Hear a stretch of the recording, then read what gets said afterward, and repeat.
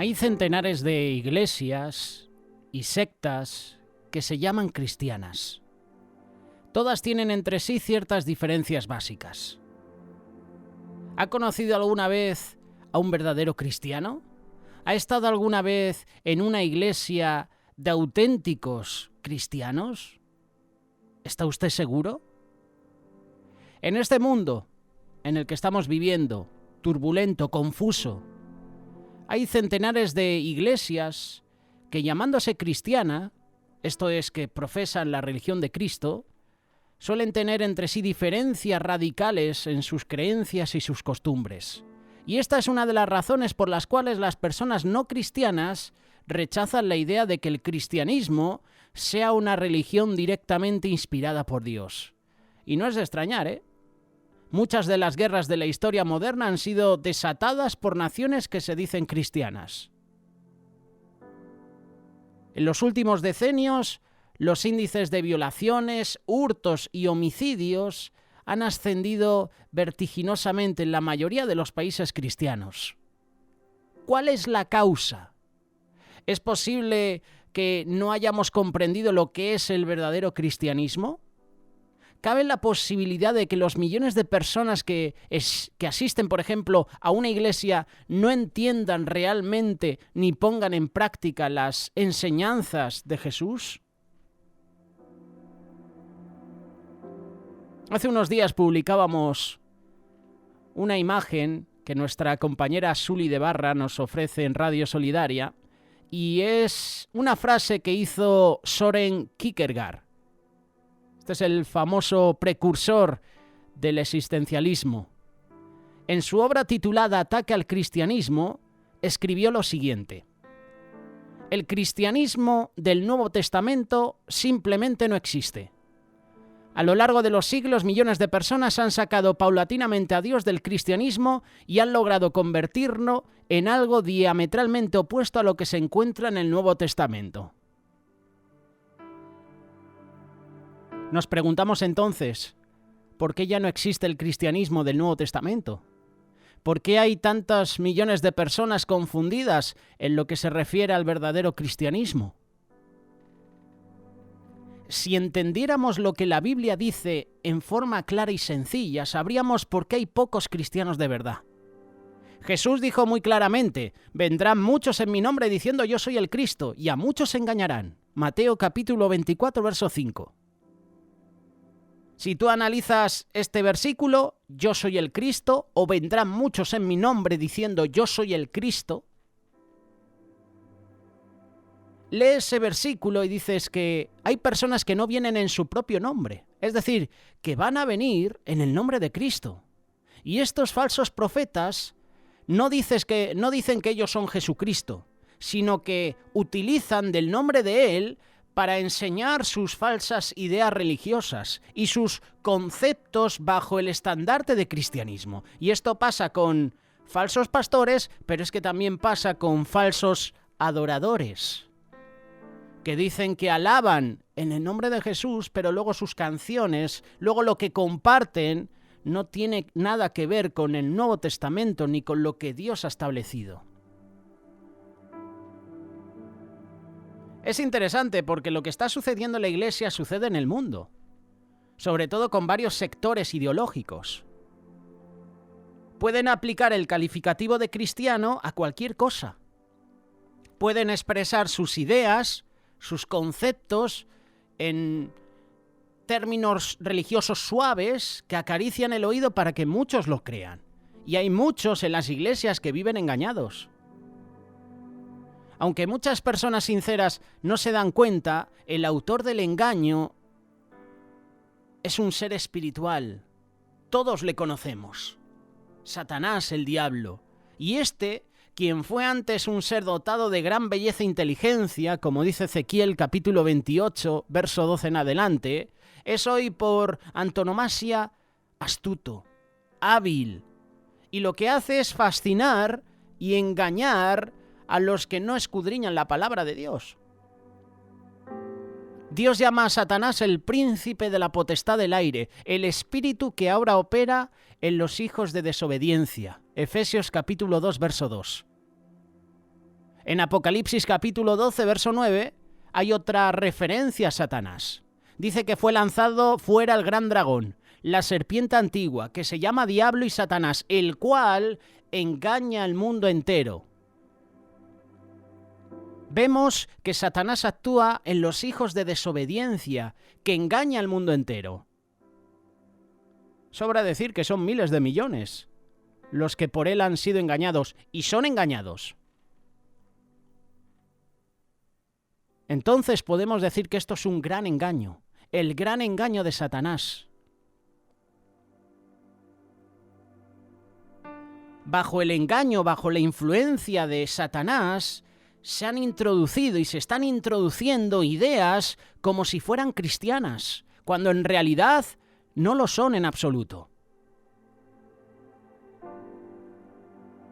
Las verdaderas enseñanzas de Jesús que definen al cristiano, que definen la conducta del cristiano, han quedado enterradas.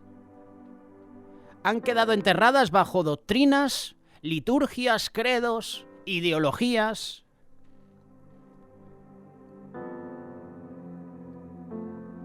Hay sin duda religiones cristianas y no cristianas que hacen buenas obras.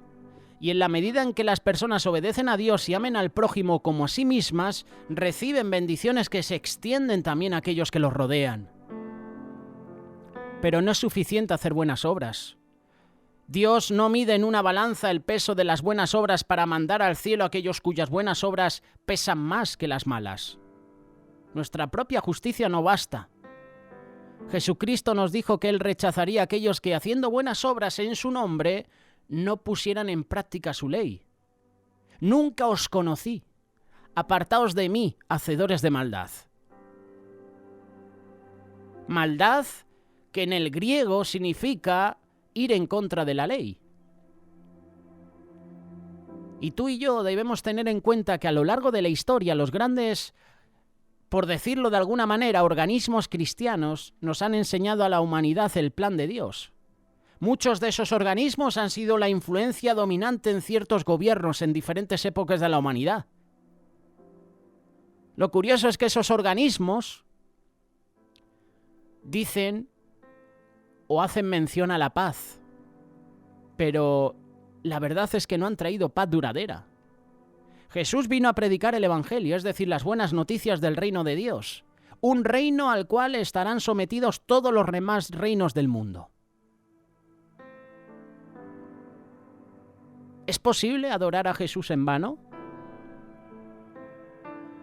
La respuesta es afirmativa, desde luego que sí, porque Él mismo dice: este pueblo de labios me honra, mas su corazón está lejos de mí. Pues en vano me honran, enseñando como doctrinas mandamientos de hombres. Marcos capítulo 7, versos 6 y 7. Tú puedes ir a la iglesia y cantar las canciones y decir que estás alabando y adorando al Señor, pero tu corazón, tu mente está en otras cosas. ¿Te ha pasado alguna vez que estás en medio de una reunión, en medio de un culto, de una vigilia, estás aplaudiendo, estás alabando, entre comillas, estás cantando la canción, pero realmente no lo estás haciendo porque estás pensando en lo que vas a hacer cuando llegues a casa? Incluso cuando se nos comparte la palabra, qué fácil es pensar en lo que tenemos que hacer al día siguiente, qué fácil es desconectar, qué fácil es utilizar el móvil y desconectar del mensaje.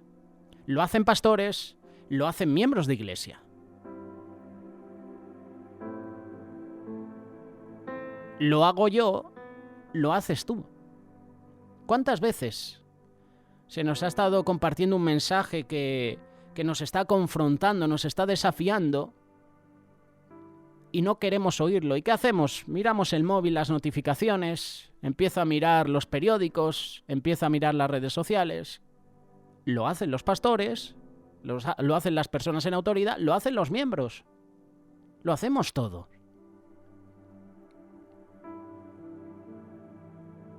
Y eso es adorar, y eso es ir a la iglesia en vano. Vivimos engañados por Satanás.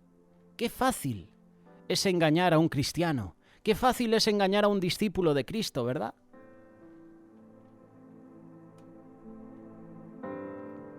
Si hay alguien que nos pueda decir exactamente en qué consiste el verdadero cristianismo, ese es Jesús. Jesús aprendió desde su infancia los 10 mandamientos. Jesús conocía de las fiestas que Dios había revelado al antiguo Israel.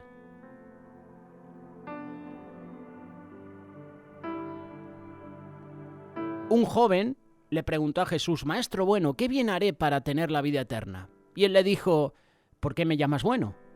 Ninguno hay bueno sino uno, Dios. Mas si quieres entrar en la vida, guarda los mandamientos. Este joven le dijo: ¿cuáles? Y Jesús dijo: no matarás, no adulterarás, no hurtarás, no dirás falso testimonio, honra a tu padre y a tu madre, y amarás a tu prójimo como a ti mismo. Mateo capítulo 19, verso 16 en adelante. Jesús le estaba enseñando claramente que el camino que conduce a la vida eterna incluye la obediencia a Dios y el cumplimiento de sus mandamientos. En el Sermón del Monte, que por cierto, hace unos días atrás, nuestros compañeros Carlos Reitz, José Luis Sanz hablaron de las bienaventuranzas. También lo han mencionado otros invitados que han estado aquí en Radio Solidaria y Solidaria TV. La tertulia la puedes encontrar en YouTube y también están disponibles en iVoox y en Spotify. Hablaban sobre el Sermón del Monte, hablaban de las bienaventuranzas. Y ellos mencionaban que Jesús nos enseñó en toda su magnitud la ley espiritual de Dios. Nos dijo de que tenemos que conocer y aplicar los 10 mandamientos. Jesús hizo los mandamientos más firmes y obligatorios. No solo les recordó a sus discípulos el mandamiento de no matar, sino que les enseñó que el mero hecho de odiar al hermano era equivalente a cometer homicidio. Jesús explicó que el verdadero cristiano no solo debe abstenerse de cometer el acto de adulterio, sino que cualquiera que mira a una mujer para codiciarla ya adulteró con ella en su corazón. Si todo el mundo empezara a aplicar en su vida los 10 mandamientos en toda la amplitud que les dio Jesús, estoy seguro que iba a desaparecer la delincuencia, los homicidios, los adulterios, no habría divorcios, no habrían niños abandonados, se acabarían las guerras. El ambiente de estabilidad, de paz y seguridad que reinaría entonces en la tierra tendría un efecto de sanidad en todos los aspectos de la vida. Se iban a reducir los estados depresivos, las enfermedades mentales. Aún las enfermedades y el sufrimiento físico iban a disminuir porque es indudable que la actitud mental influye en la salud física. Y al revés también.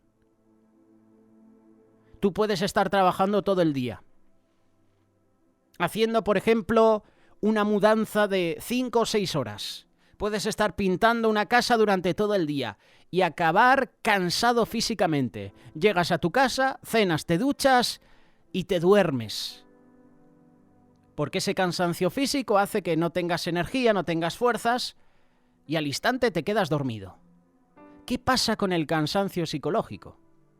Es ese que te acuestas y no puedes dormir porque estás pensando en lo que tienes que hacer al día siguiente. Tu cerebro empieza a maquinar, a pensar y no duermes. Santiago llama a la ley de Dios la ley de la libertad. Cualquiera que guardare toda la ley pero ofendiere en un punto se hace culpable de todos. Porque él dijo no cometerás adulterio, también ha dicho no matarás. Ahora bien, si no cometes adulterio pero matas, ya te has hecho transgresor de la ley. Santiago, por inspiración divina, nos dice que debemos guardar la ley de Dios. Y eso está resumido en los 10 mandamientos. También nos dice que si hacemos acepción de personas, cometemos pecado. Quedamos convictos por la ley como transgresores. Santiago capítulo 2, verso 9. Los 10 mandamientos no han sido abolidos ni clavados en la cruz. Si así fuera, nadie podría quedar convicto como transgresor. Si la humanidad obedeciera a la ley en toda la magnitud que le dio Jesús, tendríamos paz mundial. tendríamos felicidad plena a escala individual, no solo colectiva, no solo en familia, sino individualmente. ¿Se podrá convertir esto algún día en realidad? Por supuesto, pero eso será en el gobierno de Cristo. Hebreos capítulo 8, verso 10 y 11. Vemos la profecía de Jeremías que cita Pablo en Hebreos. Este es el pacto que haré con la casa de Israel después de aquellos días, dice el Señor. Pondré mis leyes en la mente de ellos y sobre su corazón las escribiré. Y seré a ellos por Dios, y ellos me serán a mí por pueblo. Y ninguno enseñará a su prójimo, ni ninguno a su hermano, diciendo, conoce al Señor, porque todos me conocerán, desde el menor hasta el mayor de ellos. La ley espiritual de Dios, los 10 mandamientos, son la base misma del gobierno y de la vida en el mundo del mañana, es decir, en el reino de Dios. Todos aprenderán a amar, a obedecer. Todos aprenderán a adorar al verdadero Dios. Todos aprenderán a amar al prójimo como a sí mismos.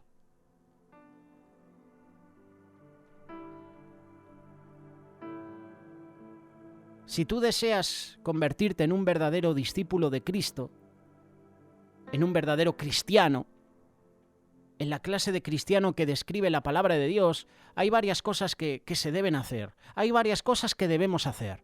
En primer lugar, debemos comprobar que existe un Dios real.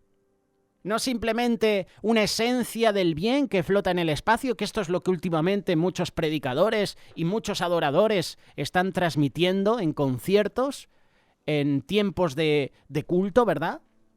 Ya no se refieren a Dios, no mencionan en sus canciones a Jesús, sino que hablan de esencias espirituales.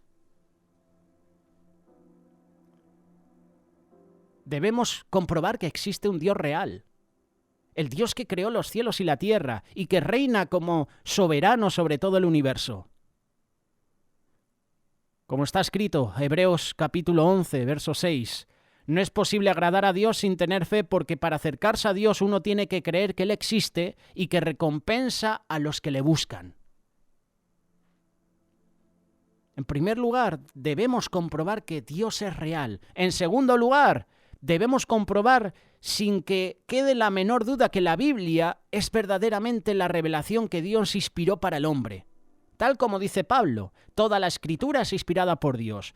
Es útil para enseñar, para redarguir, para corregir, para instruir en justicia. Una vez que tengamos esa convicción, debemos estudiar la Biblia.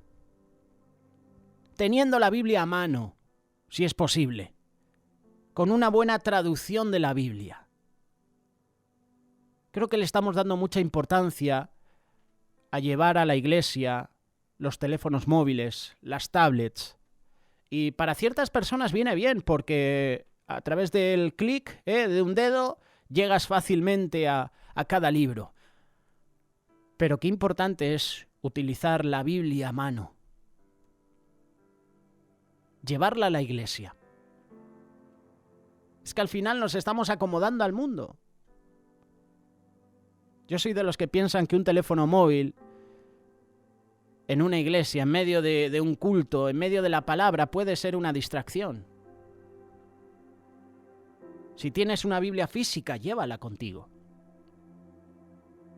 Si te toca compartir y oye, tienes que... Es una decisión personal, pero yo soy de los de que piensan que hay que llevar la Biblia física. Ya la gente no la lleva. Ahora todo es a través de las nuevas tecnologías. Comodidad, ¿verdad? Debemos escudriñar la Biblia, la palabra de Dios. Y no limitarse simplemente a leerla. Y luego debemos meditar en lo que hemos leído. Orar sobre lo que hemos aprendido y tomar la decisión de obedecer la palabra de Dios. Y eso se hace poniéndola en práctica. Porque Jesús dijo, escrito está, no solo de pan vivirá el hombre, sino de toda palabra que sale de la boca de Dios. Mateo capítulo 4, verso 4. Es decir, que debemos vivir de acuerdo con lo que dice la palabra de Dios. La práctica es la clave. Muchas veces nos quedamos en la teoría, ¿verdad? Esto es como el carnet de conducir. ¿De qué me vale aprobar el teórico si luego tengo que esforzarme y tener clases para aprobar el práctico? ¿De qué me vale decir, he aprobado el teórico en las clases de conducir? Vale, pero ahora te toca el práctico, ahora te toca la otra parte. Las dos van juntas. La práctica es la clave de todo. Si buscamos verdaderamente a Dios con un corazón sincero, dispuesto a hacer su voluntad, el Espíritu de Dios nos va a guiar para que entendamos que Jesús es verdaderamente el Hijo de Dios. Es el Salvador del mundo. Es nuestro Salvador personal. Pablo describió esto en la siguiente forma. Romanos capítulo 5, verso 8. Dios muestra su amor para con nosotros en que siendo aún pecadores, Cristo murió por nosotros. Pues mucho más, estando ya justificado en su sangre, por él seremos salvos de la ira. Porque siendo enemigos fuimos reconciliados con Dios por la muerte de su Hijo. Mucho más, estando reconciliados, seremos salvos por su vida. Así pues somos justificados, hechos justos, reconciliados con Dios cuando aceptamos desde lo más profundo de nuestro ser la muerte de Jesús como pago por la pena de la muerte que nos habíamos merecido por nuestros pecados. Cada uno de nosotros debe tener para con Jesús una inmensa gratitud personal, profunda. Jesús se despojó de su gloria y nos redimió. Jesús, el Hijo de Dios, se entregó a sí mismo como sacrificio por nosotros. Y ahora mismo está a la diestra del Dios Altísimo, como nuestro fiel y sumo sacerdote, para interceder por nosotros cuando oramos y buscamos a Dios. Jesús también es la cabeza de la Iglesia, pero últimamente hemos dejado a Jesús fuera de la Iglesia. De hecho, en Apocalipsis, Jesús dice a una de las iglesias, he aquí yo estoy fuera, llamando a la puerta. Es decir, que esa iglesia había dejado a Jesús fuera.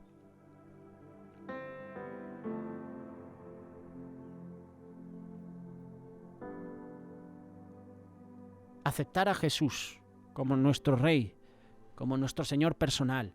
Y luego de aceptar la persona de Cristo es preciso creer en su mensaje, es decir, lo que Él enseñó y lo que Él representa.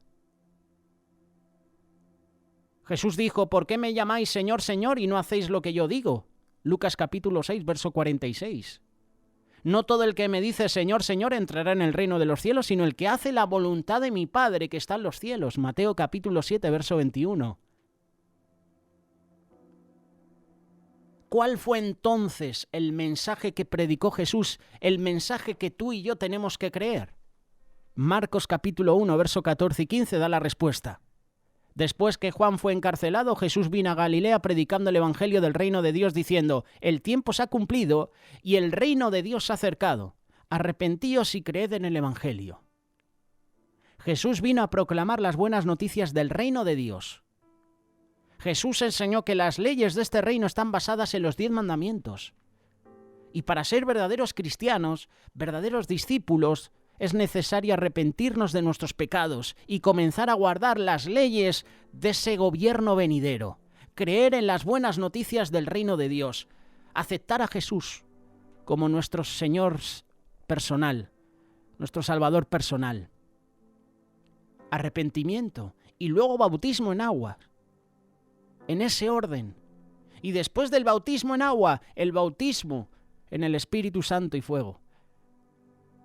Lo dijo Juan el Bautista, yo a la verdad os bautizo en agua, pero el que viene detrás de mí, Jesús, Él os bautizará en Espíritu Santo y fuego.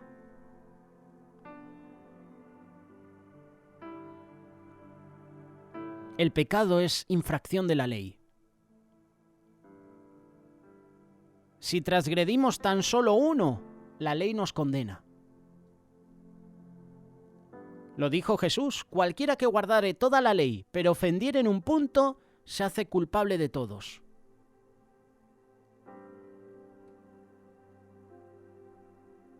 El Nuevo Testamento nos explica en qué consiste el pecado.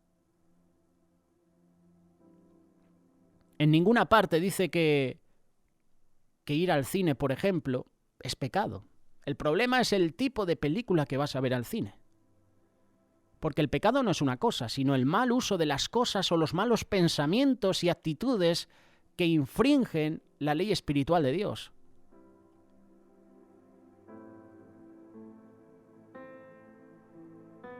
Te he puesto el ejemplo del cine, pero te pongo el ejemplo del fútbol, te pongo el ejemplo de tantos entretenimientos. El problema es cuando ese entretenimiento, ese pasatiempo,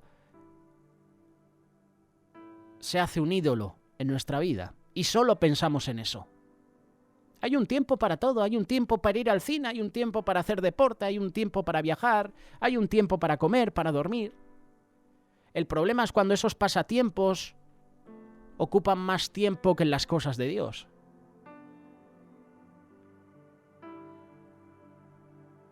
Compartía este mensaje hace unas semanas atrás en varias iglesias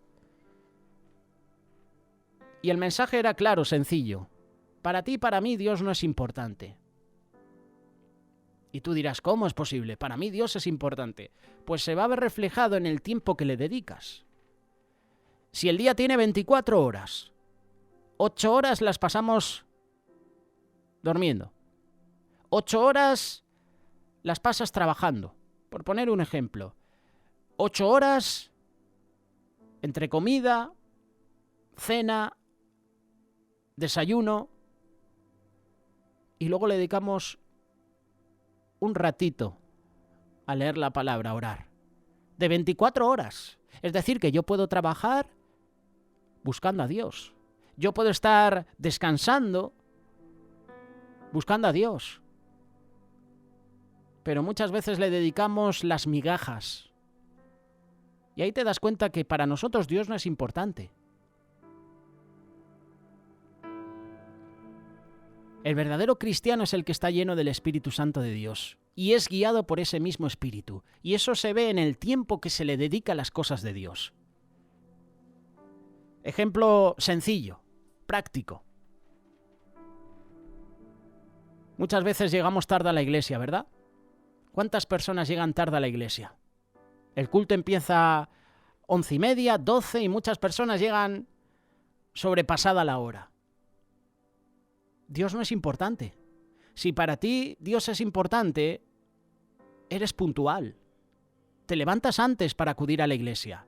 Pero qué curioso que para ir al cine, para ir al centro comercial, si hace falta espero 1 hora antes de que empiece la película. Y estoy ya por ese centro comercial preparado para cuando empiece la película. Ejemplo práctico, pero sencillo.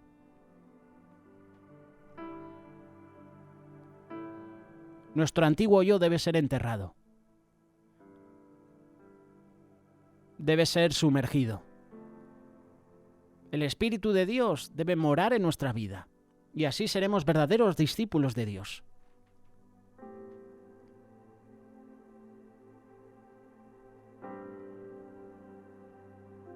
El amor de Dios ha sido derramado en nuestros corazones por el Espíritu Santo que nos fue dado. Romanos capítulo 5, verso 5. Para dejar de pecar, para guardar la ley espiritual de Dios, necesitamos el amor que únicamente Dios nos puede dar.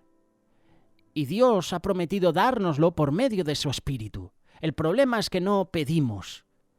Y si pedimos, pedimos mal. Pedimos para nuestros deleites.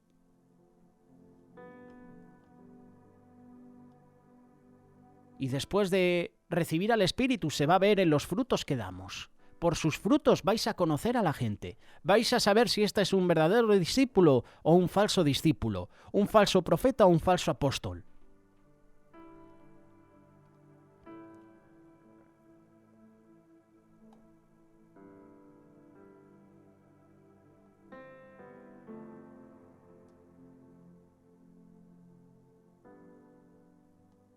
Estamos en los tiempos finales, en los últimos tiempos. Y el enemigo está rabioso y está acelerando la situación en la iglesia.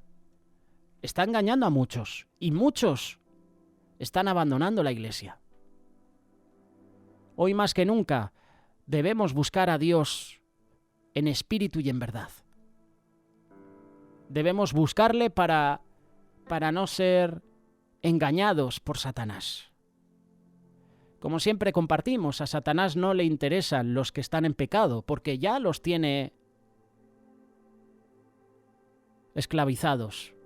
A Satanás le interesan los que asisten a la iglesia. Ese es su objetivo.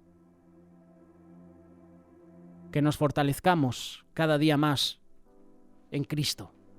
Acude a Él en todo momento, fortalécete en Él. Y el enemigo no tendrá parte ni arte en tu vida.